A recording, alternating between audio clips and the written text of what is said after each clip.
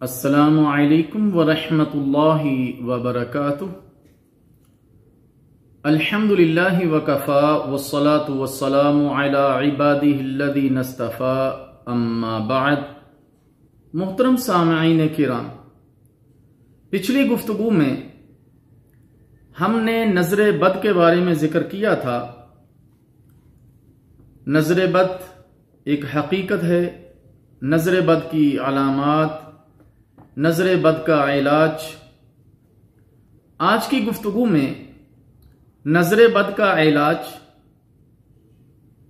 دم کے ذریعے، رقیہ الشرعیہ کے ذریعے کیسے کیا جائے اس کو ذکر کریں گے۔ جیسا کہ پچھلی گفتگو میں ہم نے ذکر کیا تھا کہ بہت ساری چیزیں لوگوں میں دم کے سلسلہ میں یا نظر بد کے سلسلہ میں عام ہو چکی ہیں۔ ہمیں ان چیزوں سے پرہیز کرتے ہوئے ایسے طریقے کو اختیار کرنا چاہیے کہ جو قرآن و سنت سے ثابت ہے، جس کو الرقیہ الشرعیہ یعنی شرعی دم کہا جاتا ہے۔ اور رقیہ الشرعیہ میں قرآن و سنت سے جو چیزیں ثابت ہیں، ہمیں چاہیے کہ ہم ان کو اختیار کریں۔ انشاءاللہ اسی کے اندر ہم سب کی خیر ہے کہ ہمیں چاہیے کہ ہم خود اس چیز کو اپنے لیے پڑھیں۔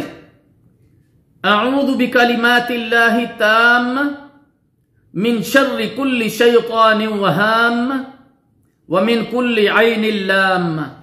میں اللہ کے کلمات تامہ کے ذریعے ہر شیطان، زہریلے جانور اور ہر ضرر رساں نظر کے شر سے پناہ مانگتا ہوں۔ اگر کسی دوسرے کو آپ دم کرنا چاہتے ہیں تو اعوذ کی جگہ پہ آپ یہ پڑھیں گے اعیذک۔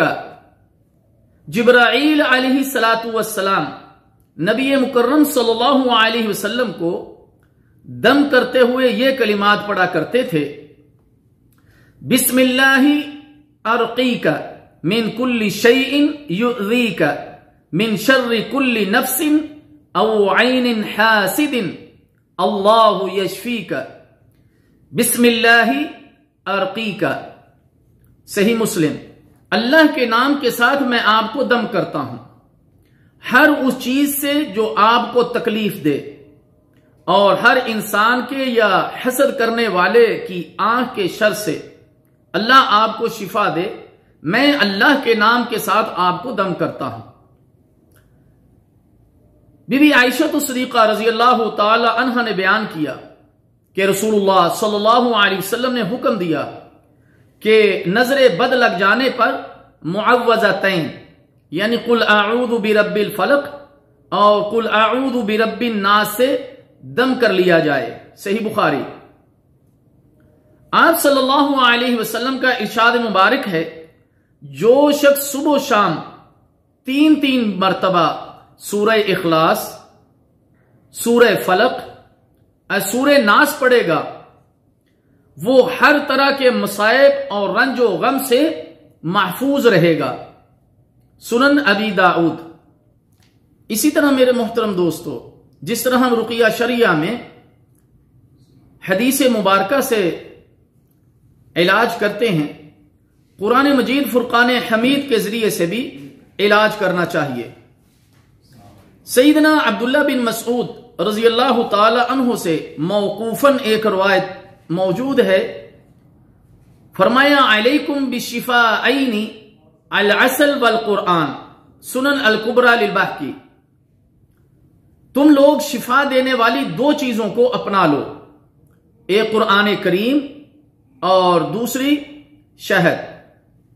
ابن قیم رحمہ اللہ تعالی کہتے ہیں کہ قرآن مجید میں تمام دنیاوی اور اخروی بیماریوں نیز تمام جسمانی اور قلبی امراض سے مکمل شفا ہے، چاہے اس میں وقت لگے۔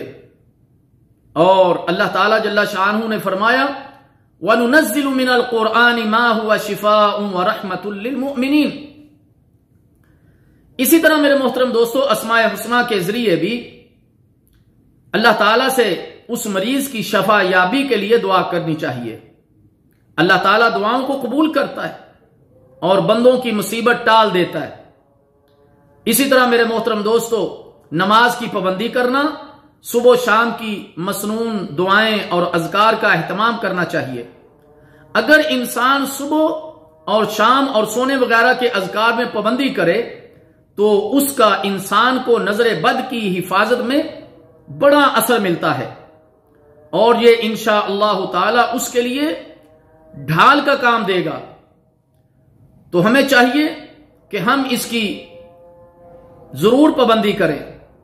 اسی طرح میرے محترم دوستو جو بیان کیے گئے جائز طریقے ہیں نظر بد کا، ان کے ذریعے علاج کیا جائے، اور خود ساختہ خود بنائے ہوئے ایسے ذرائع جو لوگوں میں رواج پکڑ گئے ہیں اس سے پرہیز کرنا چاہیے۔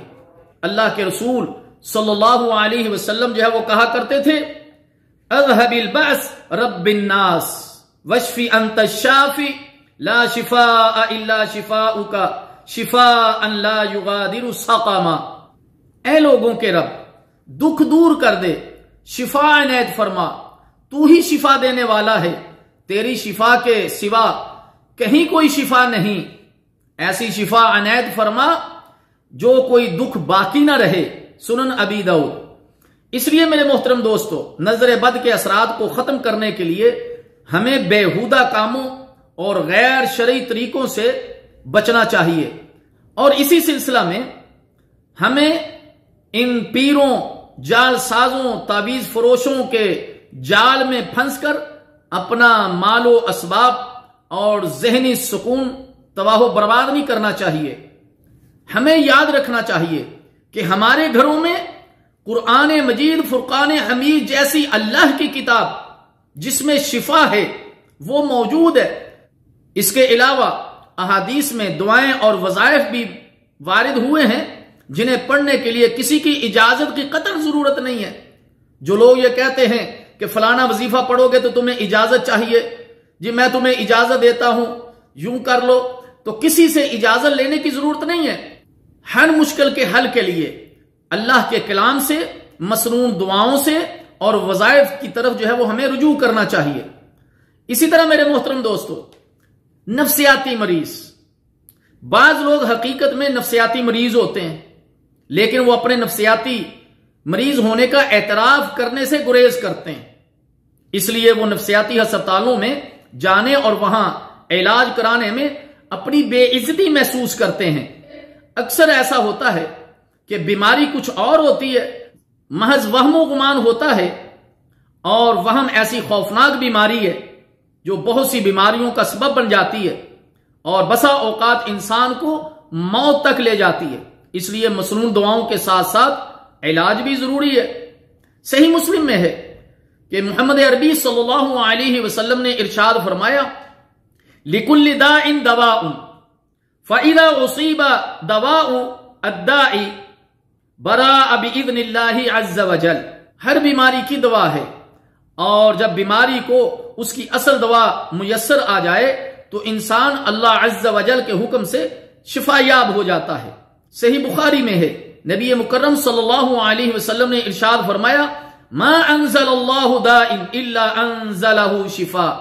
اللہ تعالیٰ نے کوئی ایسی بیماری نازل نہیں کی جس کی شفا نازل نہ کی ہو۔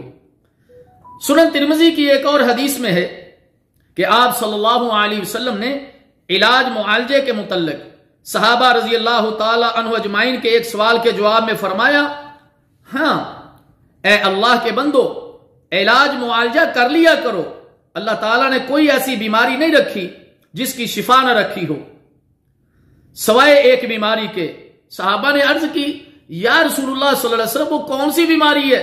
تو پیارے نبی صلی اللہ علیہ وسلم نے فرمایا بڑھاپا، یعنی بڑھاپے کا کوئی علاج نہیں۔ میرے محترم دوستو ساری گفتگو سے جو ہم نے پچھلے درسوں میں کی یا آج کی یہ جو گفتگو ہے اس کا حاصل کلام یہی ہے کہ ہمیں چاہیے کہ ہم علاج بھی کریں، بیماریوں سے علاج بھی کریں، اور اس کے ساتھ ساتھ قرآن مجید سے، احادیث سے جو اذکار دعائیں یعنی رقیہ شرعیہ جو ثابت ہے ہم اس سے اپنا علاج کریں. خود اپنا بھی کر سکتے ہیں اور دوسروں کا بھی کر سکتے ہیں. اس کے ساتھ نمازوں کی پابندی، قرآن کی تلاوت، ذکر و اذکار کو اس کا لازم اہتمام کریں. اللہ تعالیٰ جل شانہ سے دعا ہے کہ اللہ تعالیٰ ہم سب کو اس پر عمل کرنے کی توفیق عطا فرمائے. والسلام علیکم ورحمۃ اللہ وبرکاتہ.